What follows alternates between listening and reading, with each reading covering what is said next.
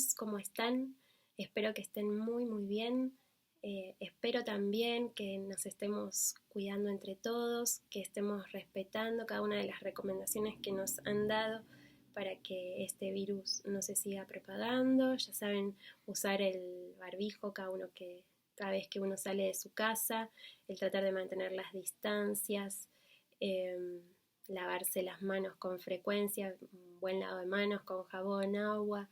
En caso de no poder realizar este lavado porque uno está afuera, tratar de usar alcohol en gel y bueno, y tratar de respetar cada una de estas recomendaciones que nos están dando para evitar que el virus se siga propagando y poder cuidarnos no solo a nosotros, sino también a los demás. Y estamos en una semana muy especial, muy significativa para cada uno de nosotros, porque estamos en la semana de Pascua, en donde recordamos la muerte y la resurrección de Jesús. Eh, a mí me parece interesante y los invito a hacer este recorrido en este tiempo de reflexión sobre lo que significó para Jesús la celebración de Pascua y lo que significa quizás hasta el día de hoy para el pueblo hebreo esta celebración. Saben que el término Pascua proviene de una palabra hebrea que es Pesá, así como una H final, o Pesaj, que significa salto o paso. Y lo que rememora esta festividad es el paso que tuvo el pueblo de Israel de un estado de esclavitud a un estado de libertad. Digamos, se conmemora un cambio que ellos tuvieron en su política. Y con la palabra política no me quiero referir a una cuestión partidaria o ideológica de algún determinado partido político, sino básicamente a lo que trata la política en sí, que es la organización de la polis. Saben que la polis era un tipo de organización de ciudad-estado en Grecia y la palabra política proviene de ahí, ¿no? De qué manera vamos a organizar las relaciones entre las personas, de qué manera las diferentes familias van a poder convivir en un mismo espacio o territorio sin sacarse los pelos entre ellos, sino tratando de mantener la paz y bueno, y todo aquello que lleve al bien común. Entonces, para mantener este bien común, la política se ocupa de estas cuestiones, de qué manera vamos a tratar a cada uno de los individuos, vamos a considerar que todas las personas son iguales o no, o vamos a considerar que algunas tienen determinados privilegios y otras otros.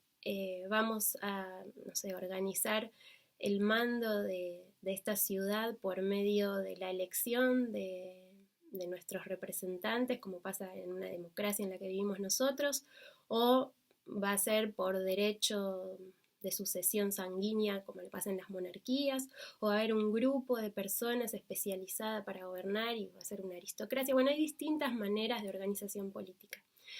Dentro de este tipo de conceptos políticos, lo que pasaba en el pueblo de Israel era que estaban viviendo bajo el sometimiento de otra cultura, digamos, de otra nación, que era la nación de Egipto, y ahí vivían en un sistema en donde ellos, como hebreos, eran esclavos.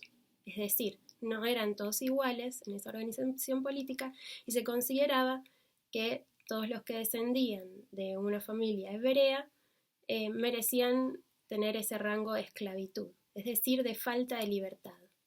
Y bueno, en este tipo de organización política, imagínense cómo habrán vivido, sumamente sometidos, expuestos a toda clase de sufrimientos, de padecimientos, seguramente haciendo los trabajos más duros, más feos, y en una situación que realmente no era de igualdad, sino de inferioridad respecto a otro pueblo. En medio de esta circunstancia, de esta dolorosa situación en la que les tocaba estar como nación, ellos empezaron a clamar a Dios. 430 años, dice la Biblia, que estuvieron viviendo en este sistema esclavista en Egipto. Entonces ellos empezaron a clamar a Dios, empezaron a recordar que tenían un Dios que hacía milagros, proezas y señales, entonces empezaron a clamar. Dios escucha ese clamor y levanta a una persona dispuesta a hablar con el faraón y a exigir que ellos merecían ser libres y salir de ahí, de pasar del estado de esclavitud al estado de libertad. Esta persona fue Moisés y bueno, tienen toda la historia que es sumamente interesante, apasionante en el libro de Éxodo. Y bueno, y cuando llegamos, pueden empezar a leer si quieren desde el primer capítulo, pero cuando llegamos al capítulo 12 se relata especialmente lo que simboliza la Pascua. Después, cuando llegamos a los evangelios, podemos ver que Jesús sigue celebrando la Pascua con sus discípulos, que esa celebración se mantiene hasta el día de hoy.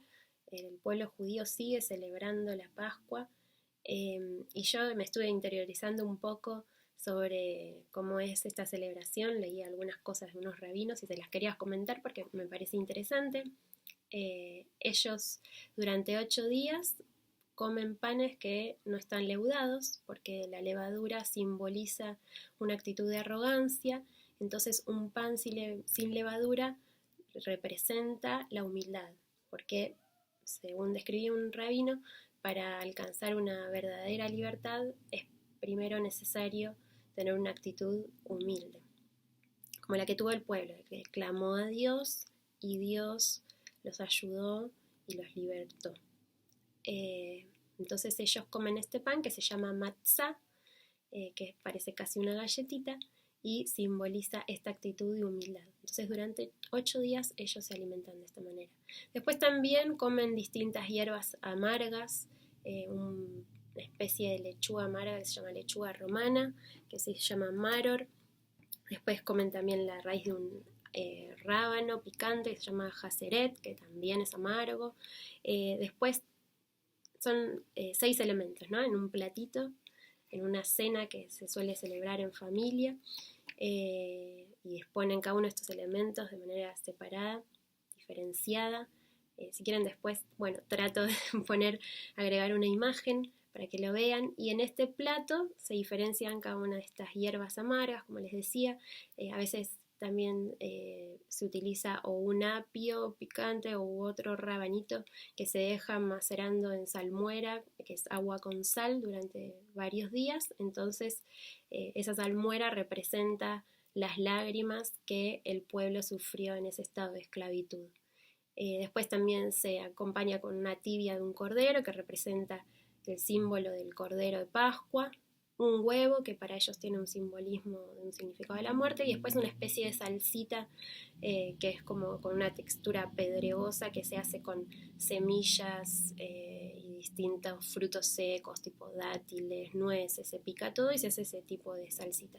Entonces lo que ellos pretenden en este tipo de celebración es que los más jóvenes, los niños, empiecen a preguntar qué tiene de especial esta cena con las otras, por qué se comen estas hierbas amargas, y a partir de esos símbolos empezar a enseñar y a explicar cada una de las vivencias que ellos tuvieron como pueblo cuando fueron esclavos en Egipto.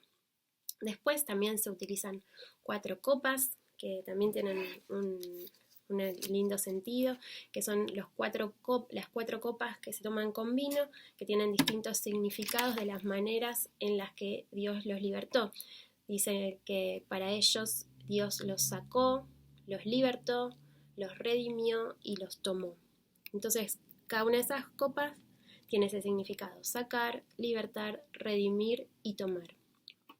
Así llegamos nosotros a entender que siguen esperando la llegada de un Mesías. De hecho, cuando celebran este Seder de Pesaj, ellos dejan un espacio vacío, una silla vacía, porque esperan que ahí algún día se va a sentar el libertador. Pero ¿qué pasó? Cuando Jesús estuvo entre nosotros, el pueblo judío pudo experimentar el estar cerca de ellos. Pero hubo un problema, ellos seguían esperando esta libertad política. Cuando Jesús vino, todavía el pueblo hebreo se encontraba de alguna manera en una situación de esclavitud, se encontraban en lo que se llama la diáspora judía, que es todo el tiempo en que el pueblo hebreo no tuvo un territorio físico en donde ellos pudieran vivir. Ahora sí hay un territorio físico y existe el Estado de Israel, pero en ese momento no, en ese momento ellos ya no tenían el espacio físico y vivían dispersados en distintas regiones. En este caso, estaban dispersados o estaban bajo el dominio del Imperio Romano. Entonces, bajo este dominio, muchos judíos estaban esperando la llegada de un Mesías que, al igual que Moisés, los libertara políticamente. Entonces, ellos estaban buscando esas características en un libertador. La cuestión es que Jesús nos enseñó que su reino no es de este mundo y Él nos vino a mostrar otro tipo de libertad, la libertad que es del pecado, una libertad que es espiritual. Y quizás en ese momento no pudieron verlo y no pudieron reconocer en Él al Mesías. Entonces, hoy en día podemos pensar qué significa para nosotros la Pascua. ¿Qué significa esta libertad de las cárceles? Sabemos que existen muchísimas cárceles. Hoy en día, digamos que no estamos buscando una libertad política, o sea, ninguno de nosotros vive bajo esclavitud, si bien en muchos lugares o de manera clandestina algunas personas siguen viviendo en esclavitud, lamentablemente, y bueno, hay que tratar de que eso no suceda, pero vamos al sentido que tiene para nosotros Jesús. Jesús es nuestro libertador, Jesús es quien nos sacó de las tinieblas a su luz admirable, y hay en el capítulo 8 de Juan un relato muy muy interesante en donde Jesús habla justamente con muchos de los fariseos, según la Biblia eran algunos fariseos que habían creído en Él, pero que empiezan a discutir con Jesús. Y ahí Jesús da una clave de lo que es la verdadera libertad.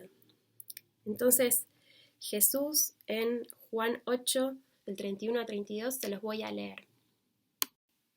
Dice: Jesús se dirigió entonces a los judíos que habían creído en Él y les dijo: si se mantienen fieles a mis enseñanzas, serán realmente mis discípulos, y conocerán la verdad, y la verdad los hará libres. Entonces ahí Jesús les está dando la clave de la libertad. ¿Cuál es la verdadera libertad? Conocer a la verdad. ¿Y quién es la verdad? La verdad es Jesús. Entonces, la manera que nosotros tenemos de poder salir de cualquier estado de esclavitud que podemos estar experimentando, porque la esclavitud finalmente no solo se da, como dije recién, en el ámbito político, también se puede dar en el interior de nuestra persona, o sea, podemos ser esclavos a distintas, circunstancias negativas, al pecado, a hacer cosas malas a los demás, a tener quizás angustias, temores, miedos. Este tipo de cosas pueden terminar siendo una especie de cadena para que podamos vivir, para que no podamos vivir y hacer lo que realmente desea nuestro espíritu. Entonces Jesús nos enseñó que Él nos hace verdaderamente libres de cada una de estas cadenas de esclavitud. Entonces les propongo que podamos en oración pensar, reflexionar, pedirle a Dios que nos muestre cuáles son las áreas en las que quizás todavía tenemos algo que no es libre, sino que todavía está cercado o nos impide avanzar de alguna manera. Y pensar en esas cosas, si quieren las pueden anotar, si sirve para organizarlo, y ponerlas en oración y pedirle a Dios que por medio de Jesús podamos liberarnos de cada una de esas cadenas, de que podamos ser libres de cualquier tipo de yugo, de opresión, de esclavitud, y podamos vivir en esa libertad que Jesús nos da. Hay distintas promesas que las pueden encontrar en la Biblia. ¿De qué manera puedo acceder a esa verdad? Bueno, en oración, en búsqueda, en un espacio más íntimo con Jesús, por medio del estudio de su palabra, pero siempre en una búsqueda de su Espíritu Santo que nos lleva a esa libertad. Yo pensaba, no sé, distintos ejemplos, por ejemplo, no sé, ser libres del pecado, tiene una promesa en Juan 8, 34 al 36, que dice, se los voy a leer también: ciertamente les aseguro que todo el que peca es esclavo del pecado. No del pescado, no, sino del pecado, respondió Jesús. Ahora bien, el esclavo no se queda para siempre en la familia, pero el hijo sí se queda en ella para siempre. Así que si el hijo los libera, el hijo es Jesús, serán ustedes verdaderamente libres. ¿Sí? Entonces, la verdadera libertad del pecado es la que entrega el Hijo de Dios, que es Jesús. Si tenemos temor, también tenemos primera de Juan 4:8, que nos dice que el perfecto amor de Dios nos libra de todo temor.